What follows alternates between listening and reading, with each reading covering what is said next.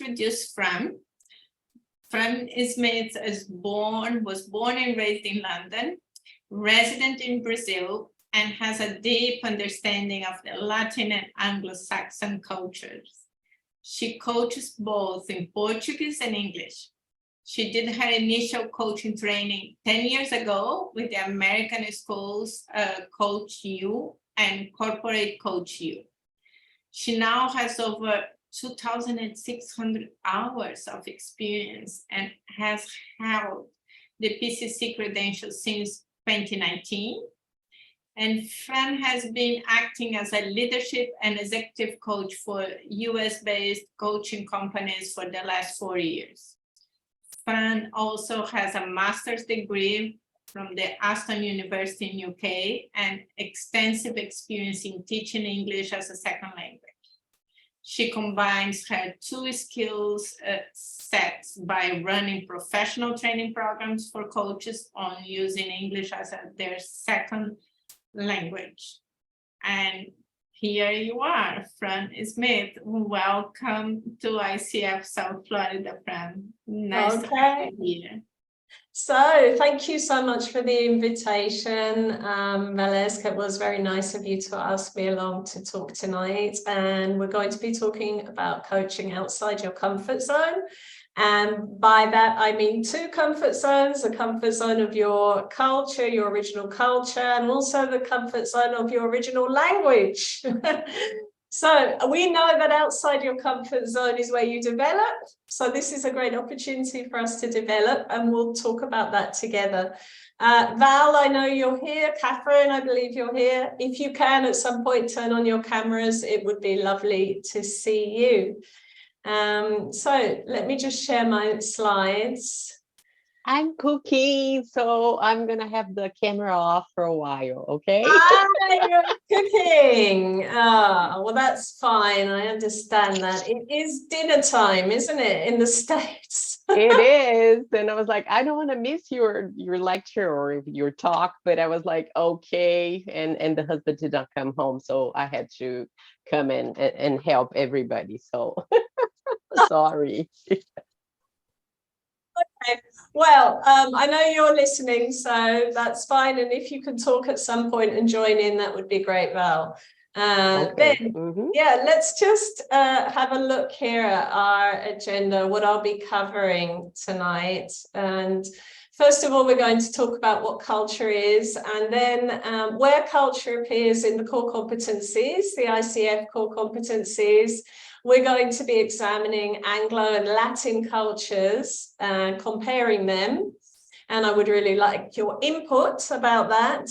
We're going to be talking about, someone's joining us, Myra's coming in. We're going to be talking about culture and values, and we'll be talking about cultural competence, and we'll also be talking about coaching in English as your second language, which I would say is my speciality, and how that affects core competencies and strategies that you can adopt when you're coaching in your second language.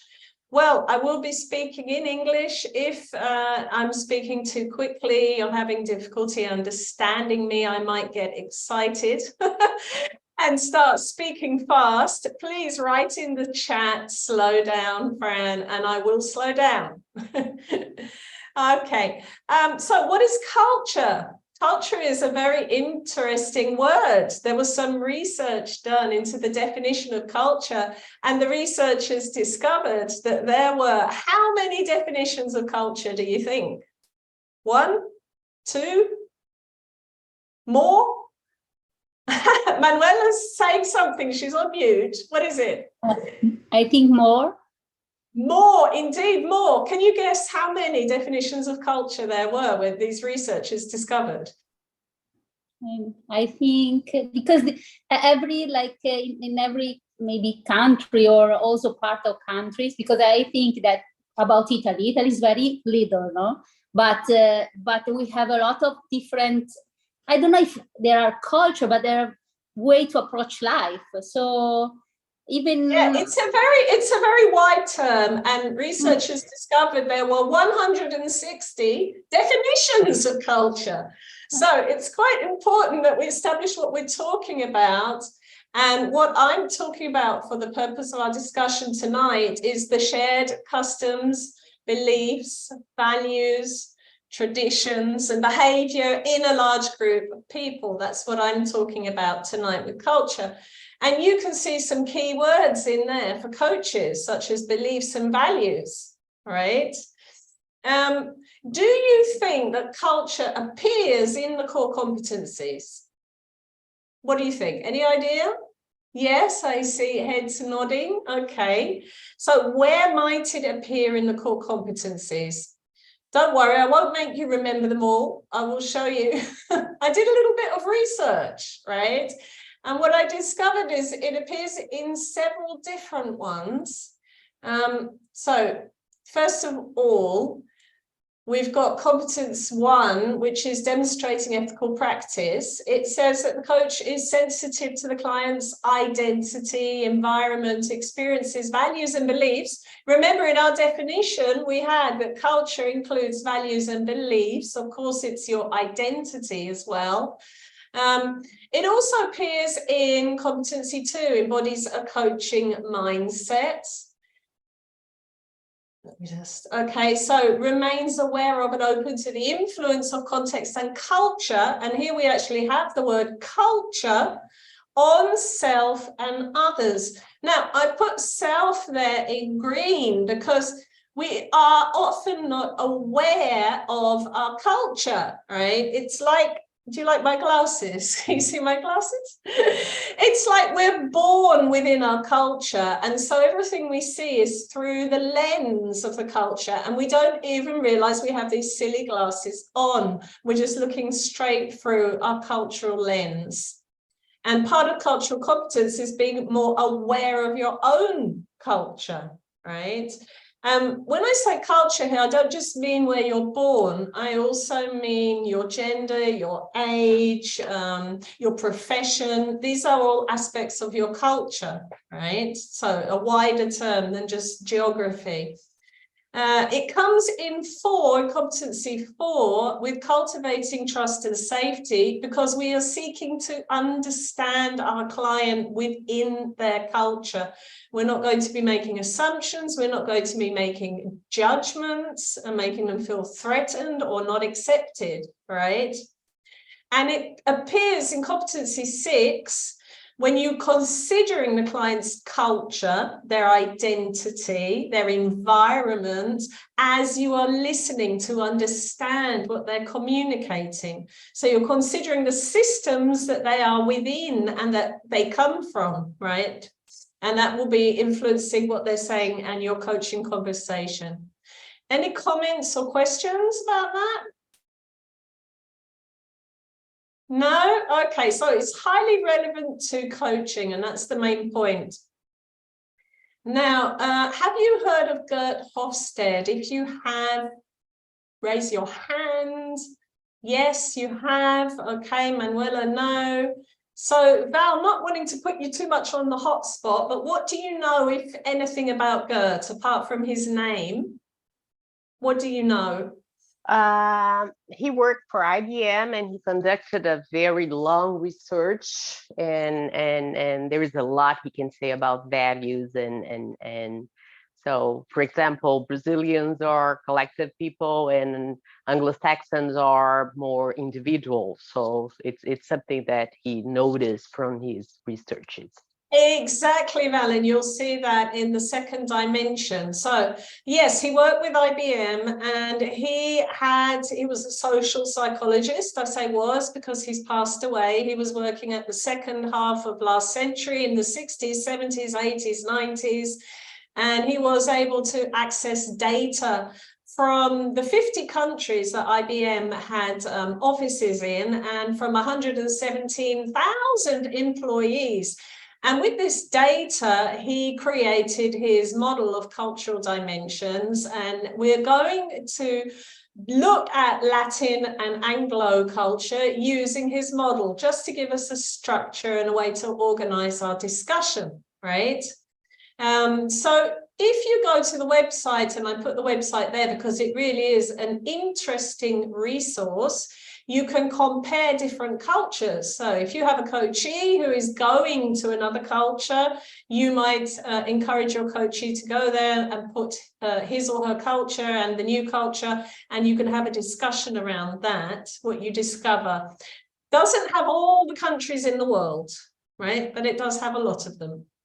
So what I found was the UK and the USA, Anglo cultures, and you can see they're purple and green. And if you look at the 6 dimensions, look, purple and green together, purple and green together, purple and green together. So we have a tendency in Anglo cultures, we're quite similar, right? They're quite similar.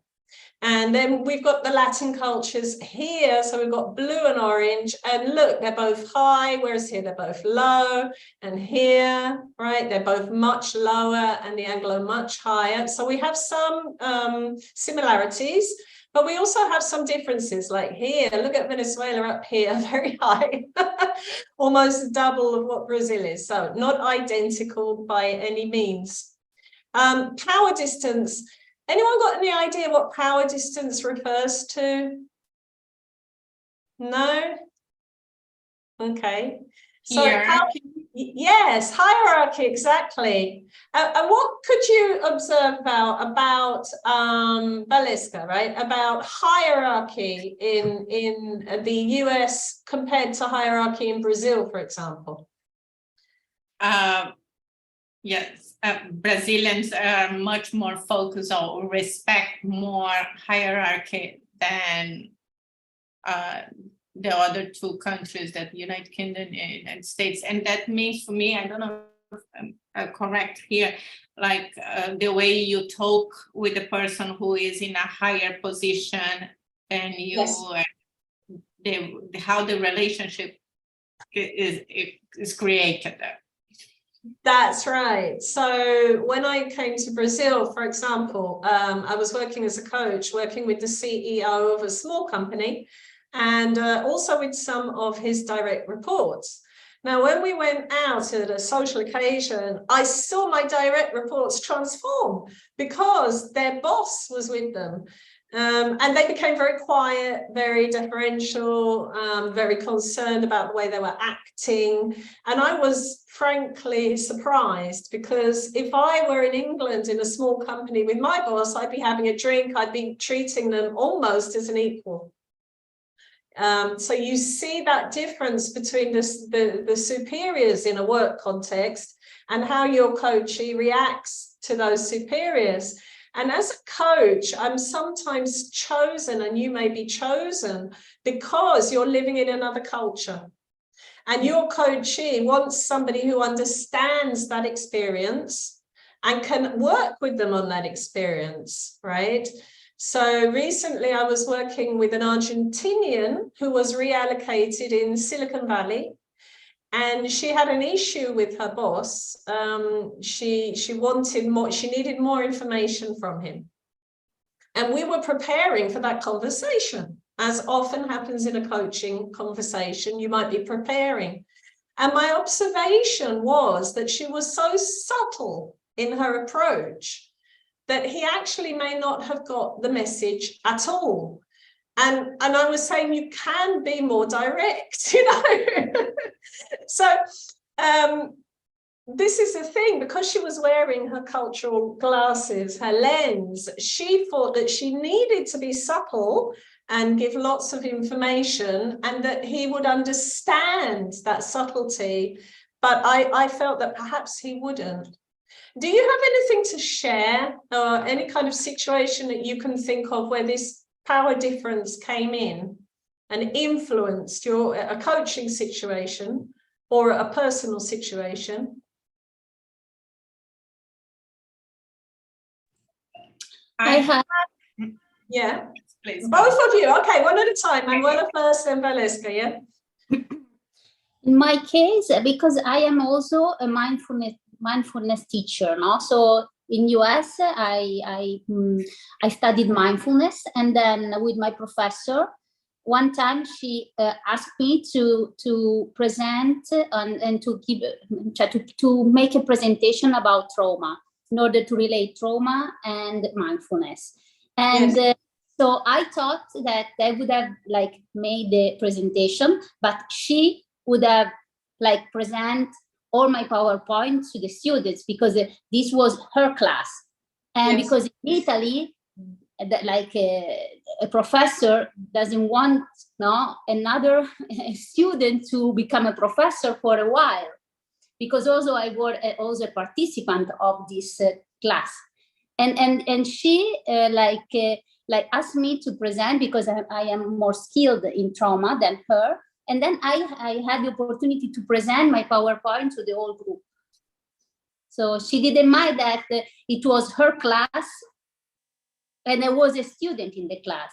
She let me present everything, and so I co-teach with her for that part of the class. And in Italy, Right. this is something that is not possible. That wouldn't have happened. So you were surprised by that? In a positive way, yes. In a pleasantly surprised, yes. Pleasantly surprised, yes. That's right. Okay, Anne, Valeska, what were you going to share? I was going to share a more extreme situation, which was in Japan, because the power distance is so high in Japan, and my clients who were foreigners, being CEOs or managers in companies in Japan, they would always bring situations like their team, their employees would never tell the boss is wrong. Yes. They cannot tell that, and they cannot say, no, maybe you can do different. So, and it creates really a lot of complicated situations, because especially when you are in a country that is communication is complicated, and even to read rules and procedures and everything. But they didn't feel, the employees don't feel comfortable saying, oh, I'm sorry, you cannot do that. You cannot do this or that, or this is wrong, or anything. It's, so yeah, that's really interesting. So what did he do in that situation? Well, this situation, there were several situations, different situations, but I follow a situation that ended really badly, because the manager could not tell the CEO that they were going to a completely different off track by the procedures in the country, and the company got in big trouble. What I was working with my client was to get into the culture, being closer to them.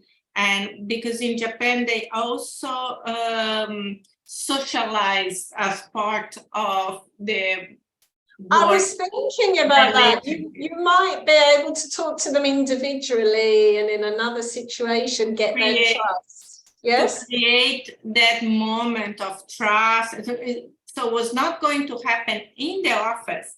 It had to happen outside the office.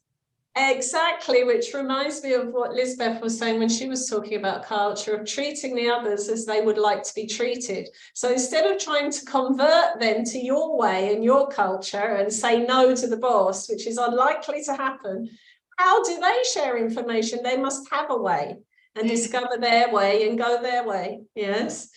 Us adapting. Very interesting. Okay, let's move on to individualism. And again, very marked difference between Latin countries and Anglo countries. Anglo countries being much more individualistic. The US is like the most individualistic, but I mean, the UK is only a couple of points behind there. So this reflects the amount of interdependence you have. My experience, I joined a coaching platform which was American, and on that platform there was very little support. Well, we were expected to kind of get on with it and be proactive and find our way. And I was taken let me say, I was taken under the wing of a group of Brazilian coaches within that platform who put me into, they allowed me into the Brazilian group and they supported me. So there you are, you see, there was this kind of collective social support, which I needed so much. And I received it from the Latinos there, not from the Americans. Anyone else got something to share around individualism and collectivism?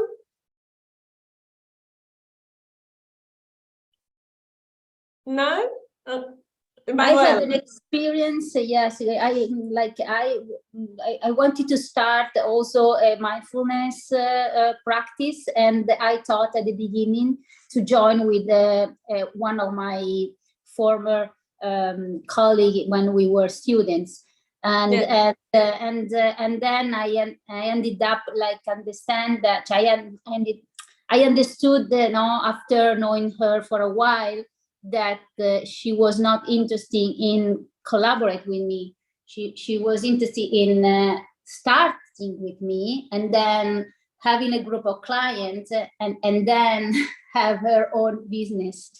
So she was not collaborative. She was more individualistic and maybe more masculine, because that kind of brings us over to masculinity. And masculinity, it's not about gender in this model. It's about competition and achievement and success. So you said she wanted to have her clients and she wanted to start her business. So you can see that masculinity, it's high, well, we have it quite high in Venezuela, but what's interesting about Venezuela, you say, oh, well, that's strange, it's there with the Anglo-Saxon cultures, but that success and competition there is collective, it's not individual, right? So you don't see that there, but that explains it. Whereas masculinity in the Anglo cultures is more individualistic, not collective, right? And in Brazil, you can see that it's slightly lower. It's actually about halfway, right? So it's not at an extreme. So the importance of success, competition, there is actually a difference between the US and the UK here. We both have high masculinity scores, so achievement and success and competition are important. However, in the US, they can be external and internal. So you can express your success, you can talk about your achievements. And in the UK, that would be considered, I don't know, it's not something that you would do. You would probably downplay that in public, although internally you have those values, right? So there are subtle differences, and it's quite dangerous when you are with people from a similar culture, like an Anglo culture. You might just assume they're the same, and they're not. There will be differences, so you have to be careful. Catherine, I noticed you're with us. Is there anything you'd like to say? No, I'm finding it very interesting. I work in a company, I'm in the US, I'm from the US, but I work a great deal with people from France and from Mexico and the Dominican Republic. So, and Brazil a little bit, but not as much. So all of this is quite interesting. Yeah, and please feel free to comment at any time. This is a very kind of interactive conversation. We've got a small group here. So carrying on, then I'm going to go to uncertainty avoidance. And how do you avoid uncertainty? Well, you can see that the Latin cultures have a high level here, and that is reflected in things like bureaucracy, because if you have bureaucracy and legislation, you can avoid uncertainty. It's all legislated, it's all organized, you follow those rules, and you will reduce the uncertainty. That's what's behind it. And of course, that level of bureaucracy and the slowness that entails can be very frustrating if you're from an Anglo culture, right? Something else, I've got a story. A friend of mine recently, a Brazilian, she spent 1 year in Australia, and her daughter was invited to be a babysitter. Her daughter was 15 years old. An Australian couple said, well, you can make some money and look after our 2 children. And well, of course, there's a lot of uncertainty there for a Brazilian, right? My daughter is going to these people's houses. I mean, who are these people?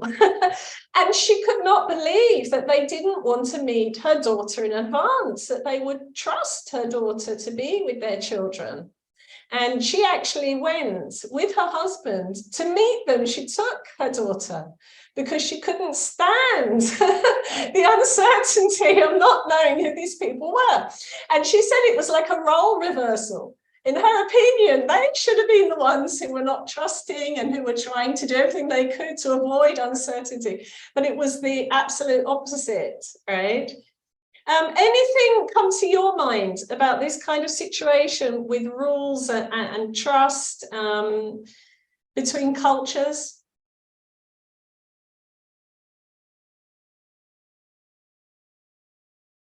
No? Okay. Yes. I don't know if it is related. I don't know if it is related. But Yeah. for example, I had this experience with this my professor of mindfulness, that she many times she told me when she had something private, that she told me something private about her or about her health or her life, and she kept like telling me, please don't say anything to other people.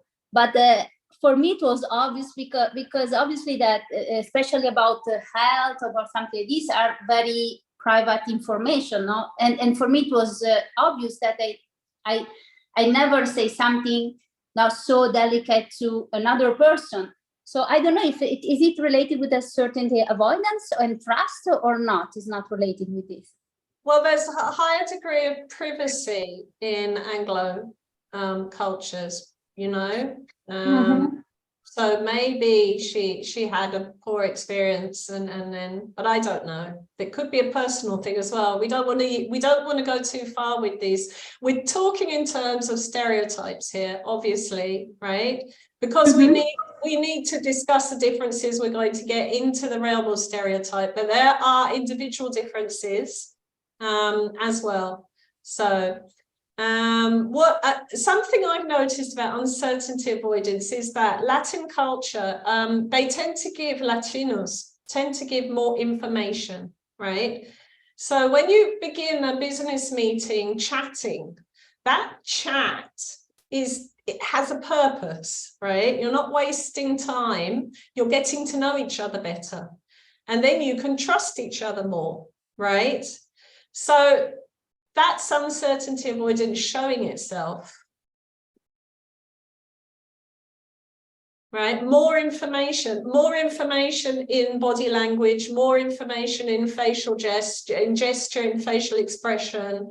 All of this information you're giving is lowering the uncertainty, right? So I may seem very quiet to a Latino because I won't be giving so much. I'll be there keeping everything private and not needing it, right? To build the trust. I don't need it. Okay, does that make sense, what I'm saying here? Yeah, anyone want to comment? And you're welcome to say I disagree, right? Okay, so just moving swiftly on to long-term orientation, that's about how you relate to the future, right? And it's more normative, traditional societies will have lower scores. So you can see here we have a difference between the UK and the USA. Although the UK appears to be very traditional, we do have our traditions. We're actually quite future-oriented, quite flexible. You can see this difference in religion. For example, in England, we're 73% in the United Kingdom are atheist. We haven't really kept those traditions going compared to 34% in the US. And sometimes I will be frustrated by the number of rules I find in the US and how strict Americans can appear to me with the rules because we have less. We actually don't even have an identity card in England. I mean, that's, you know, So we have some rules, but we have less. We stick to those ones. And that's one kind of way it comes out, it manifests. Any comments there? Yes, you mentioned Yeah. it. I just have to laugh. I still have my driver's license from the UK valid with my address from that time, and that was 27 years ago. Yes. And Yes. it's still valid, the same driver's license. It's still valid, right? Yeah. Yeah. Yeah. Yeah, people can't believe we don't have identity cards. I mean, the whole thing works on trust. We don't have notaries. I mean, so you can imagine how frustrated I get with all the bureaucracy here. Okay, so moving on to indulgence. Indulgence is related to kind of work and play, work hard, play hard, right? And they're quite similar, except for Venezuela, which is sky high. It's got a maximum score there. Does anyone know anyone Venezuelan? Because it seems to me like they must be very fun, loving people. Yeah, I know. Yes, are they? Okay. Yes, they are. I have neighbors, Venezuelan neighbors. They are fun. Yeah, okay. Valid. All right, so there you are. This is one tool that you can use. It's a free tool, and you can go to the site and you can compare your nationality with others or whatever you're interested in. So let's move forward. Let's a little test for you, a little quiz, right? What do you think? We've got some countries up there, and we've got some core values of those countries. Now, can you match the country to the value? That's the test. What do you think? What about number one? What country might that be? Japan? Yeah, well done. That's right. Yes. Well, what about number two? US. Yeah, US. I would The say US. Well done. Mm-hmm. Okay. What about number three? I think it's Brazil. Brazil. You're right. You've got it. Yeah, that's Yeah. Brazil. Okay. So number four. Great Britain. No. I think it's Italy. Italy. No. No? Ukraine. No, No, that we're was- guessing now. Yeah, yeah. I know you are. Well, we could do it by process of elimination. Look at number five. That is UK. That's That's the UK. UK. Look at punctuality. Absolutely. Yeah, Yeah. absolutely. This is UK. And So okay. I knew it was not Italy because of punctuality. Oh, yeah. No. So what about number six? That Italy. is Italy. I have Italy. Italian friends Spain. and family and relationships. It's all. Okay, and so then we've got number four. What's left is the Ukraine, right? Ukraine is Mm-hmm, mm-hmm. okay. So it's very interesting because our values are directly related to our culture. And personally, looking at this, I realized what my triggers might be. Because the other day I was waiting to see a doctor, and well, Brazilians aren't that punctual compared to British people, right? And this doctors are infamous in Brazil for being late. So she was 20 minutes late. By then, of course, I was quite upset because punctuality is one of my values. And then I thought, well, I can forgive her if she says sorry, because politeness, you know, unfortunately, she did say sorry, so I forgave her. But another doctor the other day who was 25 minutes late did not say sorry. And I can tell you, I was triggered by that. So we have to be aware of our values and aware, you know, of our own lens. Is there anything you identify with or anything you remember when you're looking at these values? Just use your example. Like, I hate doctors here in the US. So now I decided I go to Brazil once a year. I will do all my things in Brazil. Okay, what's the reason? What's the value there? They don't explain you things. One is they make you wait much more than 20 minutes. Oh, right, okay. Yeah, it's very disrespectful, I think. Right. They don't explain things, you know, they don't, and it's like it's 5 minutes and that's it, prescribed, and then, but there is no explanation of what is going on with you. There is no explanation. They don't feel that you need to know more detail. Do you remember when we saw about the ambiguity and about the high level of communication and information in Latin countries compared to the Anglo countries? Yes? Yeah. Yeah, I can see that coming through there, right? Yeah. Val, what would you want to say, Val Blanco? I'm listening to Valesca and I'm thinking, well, the point is that they follow procedures in a way, they're so to the point. I mean, this, the way that it has to be. And they don't, there is no expectation that they should empathize with the patient, right? And for Brazilians, we want this. We want to be someone special. We want to understand things. So it is completely different. It's a Yeah, so again, you've got the rules, following the rules, which is a normative society, and the US like is normative. So you're following norms, and you don't have, I mean, in Brazil, you have this value of connection, right? It's very important to connect with the other person. So yes, I agree with you. The doctors here, they give me, for example, their personal cell phone. Well, in England, you wouldn't give your personal cell phone again. I mean, that's considered a limit. That's your private life, right? I'm still in contact with my physicians from Brazil, even though I'm here in the US, and they know I'm being taken care by different doctors right now. But they will answer all my questions. They will send me messages to see how I'm doing. So well, it's like, oh, but yes, yeah. And here I feel like, and maybe there is this, the knowledge power, it's not hierarchical power. My impression is if you make a question, they feel annoyed. So the patient is not supposed to make questions. You just do whatever they're telling you to do. And it's not like that, right? They said, so do you have any questions? Do you want to know more? So we are used to have the conversation, the interaction with the professional, with the doctors. And here is not. You see, this is this high information, but giving you another perspective. When I go out here in Brazil, for example, I'll go to a shop to buy a pen.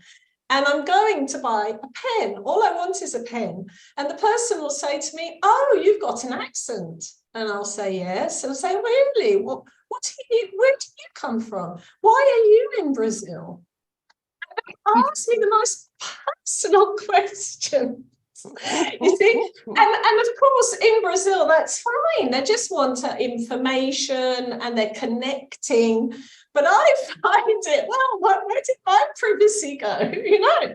So I mean, it's really different perspectives, and we do very easily get judgmental, and we shouldn't. They're working within their rules, which is fine. The problem is when you've got two systems coming together and they're not aware of each other's rules, and you feel disrespected, but it's not disrespectful. And if I were a Brazilian, I wouldn't feel it was disrespectful at all, right? Catherine, what do you think about this? Represent the Americans, please. Well, I'm an American who lives in Miami. Yes. So I have an expectation of punctuality, and that's not the expectation of the people around me. So I really find myself battling, you know, not to be upset, to try and see through their eyes and see from their perspective. So yes, see this all the time.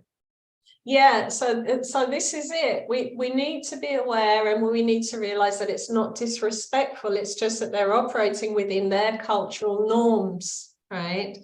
So it really is something for it's a practice for us. It's a practice. Yeah. Can I add one thing?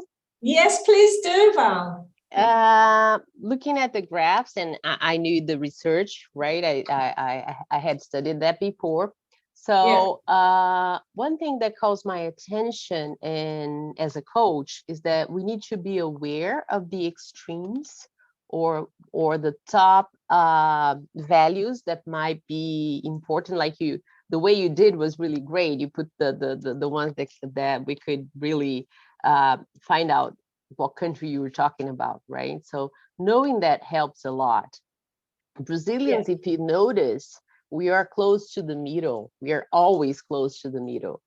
And we don't have extreme numbers, but there are cultures that do have. So I think this is something important to be aware, because when you have extremes, probably that's going to be the time you're going to face some conflict there, right? So just something to think. But you can also face conflict when cultures are very similar, like the UK and Britain, because you get lulled into a false sense of security. And you think, oh, well, I'm just going to the States, they're just like us. And no, sometimes there are small and very important differences. So yeah, it really is a minefield potentially, and we need to get educated, which is what you're doing being here right now. But I need to move on because of time. So here we actually have, as we have emotional intelligence, we have cultural competence, which is what's going on here. We're discussing these things very openly, right? And in that process, we're coming to understand our culture and other people's culture better, right? We can't assume that we know this, we don't. We're actually blind to it a lot of the time, especially our cultures. So here are some tips, some ways. You can also read books. I have a book here for the Brazilians. I don't know if you can see that, but this one is Cruzando Culturas Sem Ser Atropelado. So Crossing Cultures Without Being Run Over is an excellent book. Goes deeply into Brazilian and American, North American culture. There's another book by Erin Mayer, which is Cultural Map, which is a very good book. Has anyone read that, The Cultural Map? Yeah, The Culture Map. Yeah, that's a good one. So you can read about this, and obviously on the internet nowadays you have everything else. Anyone got any tips on how to improve your cultural competence? I think it's like using listening as observing more, being open-minded and open-hearted in order to learn instead of comparing. It's easy for us to use comparison as part of who we are, but from a coaching point of view, or to learn a new culture, we need to lower this comparison mechanism. Yeah, okay. So and our tendency is to judge everything from our culture and everything that's different from our culture to be wrong. That's the tendency. So to try and control that, yes. And to understand the reason, there is always a reason, right, for people's behavior. So to get curious, to talk to them, to ask them about that. Well, why is that? Why aren't you punctual? What's going on there, right? Is it because leisure is important and maybe flexibility with that, you know, or social connection? So if you're connecting with someone, maybe you don't have to rush to work. I don't know, but the more that you can understand what's behind it, the easier it is for you to accept. Right?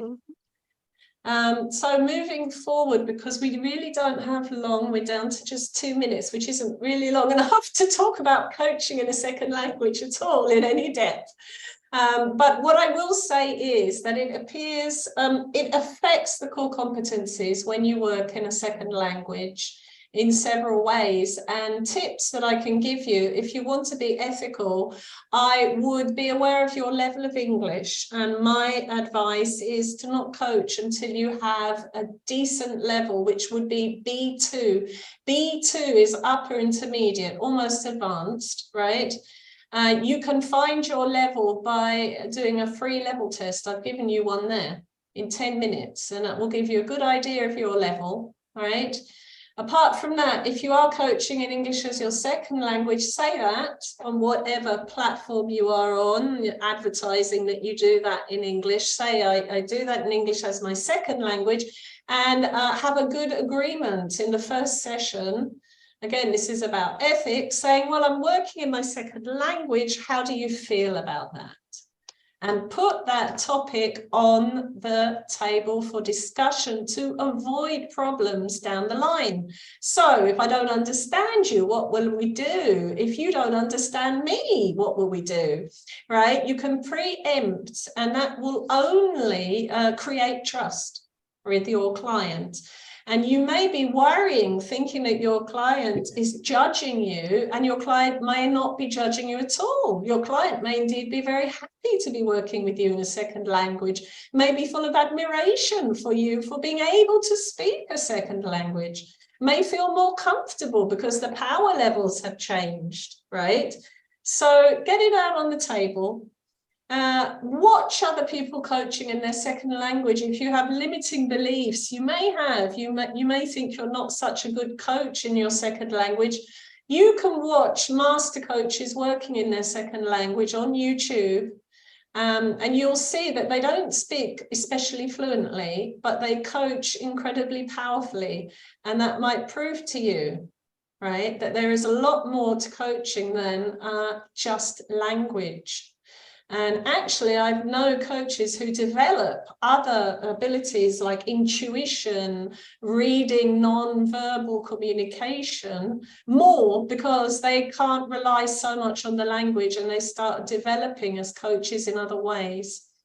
Now, that's another tip. Don't try and understand everything, because you don't need to understand everything. What you need to do is you're kind of like hunting, aren't you? You've got your spear and you're waiting for that piece of information that's important from that flow that your coachee often gives you. It doesn't matter if you don't understand it all. You need to understand the important parts, right? So you're very present. Evoking awareness, questions are very tricky in English grammar. Now, if you don't use the grammar correctly, it doesn't matter, because communicating, people will understand you with that what, where, why, the question word. However, if you want to use English questions correctly, I suggest you go to Google and do some exercises and practice them. So I've given you the key words there. Using silence is obviously wonderful in another language because you don't need to speak.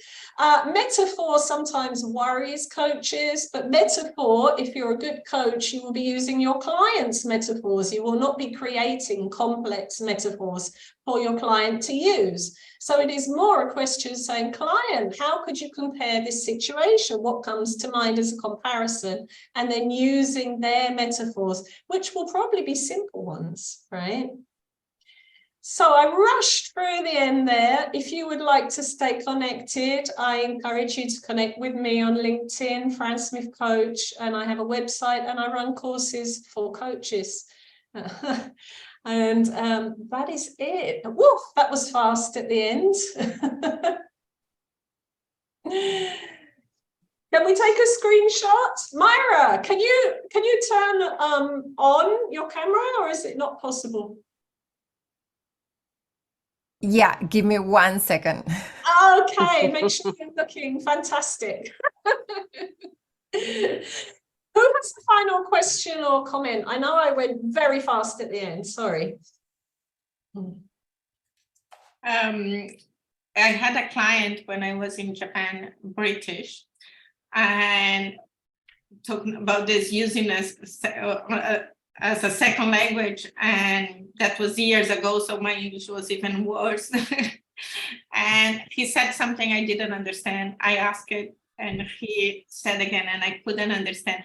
And then, being British, he told me, "Oh, pardon my pronunciation." So he was asking me. He was British apologize for everything. We apologize for breathing. He was apologizing for his English, and I was the one not understanding. He was being polite. It's one of the core values. British. Yes, it's so cute. Yes. So cute. Okay, so let's smile and I'll take a screenshot. Here we go. 1, 2, 3. Done. Well done. Okay. I guess we're going to have to stop there. I don't know if you've got another webinar coming on. Have you? No, this is the last one. Oh, the this day. is the last one. Okay, so if anyone else has anything they want to say, please feel free. I want to thank you for your tips, and I think your tips are very, very useful and helpful, and for sharing your experience. And I want to thank all the group, and then that's it, because we don't have time. But it was very interesting. Okay, thank you, Manuela. Thank you, Manuela. It was very nice having you, having everyone having such a rich cultural mix and being open to talking about these things so that we can understand each other better and get on better and have less, conflict about this, right? Yes, more harmony. Okay. Thank you. Right, so feel free to go away and have your evening meal or whatever you're going to do now then. Okay. And a note, tomorrow we have the in-person event. So please, the ones who are in Miami, Manuela, Catherine, Myra, you are in Miami, let's meet in the in-person event. And Manuela, I haven't seen you in ICF, it's the first time. Please join us, be present, be here. And Catherine, I haven't seen you very consistently this week. Thank you. Thank you for being here. I'll do that. Thank you. I was a little embarrassed because I don't have any. I just have I just got the first certificate, so I didn't feel comfortable in participating or in be a member of the ICF without any formal certification. For this reason, You don't need certification to be here with us, to volunteer, to be part of the group. Myra is part of my team in outreach, and we are here. It's good to connect with colleagues. So you are welcome. Thank you. Thank you very much. Okay. It Bye was bye. really great being with you, seeing you, lovely Fran, seeing and you also again, Val. Valeska. So I really Nice to see you, appreciate. Val, too. Nice to see you, Fran. Just Val, we had a group with Fran 2 years ago, I think. Fran, I 2 years ago we had Wasn't it last year? Was last year? See? 18, it was 18 months ago. You were my first 18 Yeah, months 1.5. ago, we Yeah, in the middle. had coaching in English as a second language group with Fran. It was amazing. It was really, really nice. Very good experience. It was really special for sure. It helped a lot to get the confidence that we need to go out there and coach people from different cultures and different from where we come from. So Good. I'm glad to hear that. I'm glad it was helpful. It was a special group for me too.